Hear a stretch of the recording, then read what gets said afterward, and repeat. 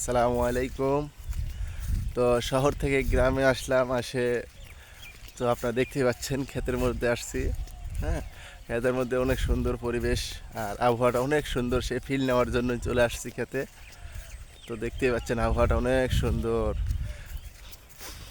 ঠান্ডা বাতাস, পাতলা, অনেক সুন্দর পাতলা। শহরের বাতাস তো ধুলাবালির কারণে অনেক ঘন, যে নিঃশ্বাস নিলে ভিতরে একটা যে ঠান্ডা অনুভব হবে সেটা যায় না।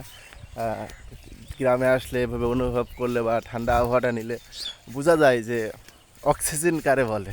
হ্যাঁ, তো আপনারা যদি কেউ কখনো গ্রামে যান অবশ্যই একটু বাইরে যাবেন, ক্ষেতের মধ্যে যাবেন, দেখবেন খোলা আকাশের বাতাস কত মুক্ত বাতাস।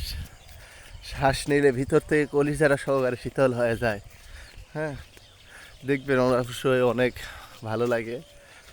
আমি আসলাম ভোরবেলায়, তো বাইরে আবহাওয়াটা একটু নেওয়ার জন্য।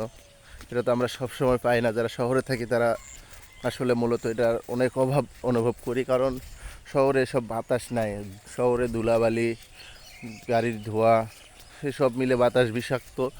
আর গ্রামের বাতাস, খোলা আকাশের বাতাস আপনারা দেখতেই পাচ্ছেন। হ্যাঁ, পুরা খোলা, আশেপাশে কোনো বাড়ি দেখতে পাচ্ছেন না।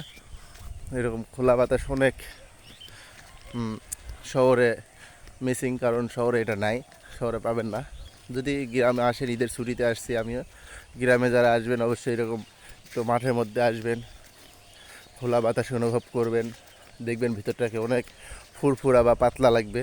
হুম, অনেক মজা পাবেন ইনশাল্লাহ, আশা করা যায় আপনারা এরকম আসবেন। আমি আসছি একটু অনুভব করি, আপনাদের কাছে শেয়ার করলাম। আপনাদের যদি ভালো লাগে ভিডিওটা শেয়ার করবেন, ভিডিওটা একটা লাইক দিবেন, চ্যানেলটা সাবস্ক্রাইব করা না থাকলে অবশ্যই সাবস্ক্রাইব করবেন। ধন্যবাদ।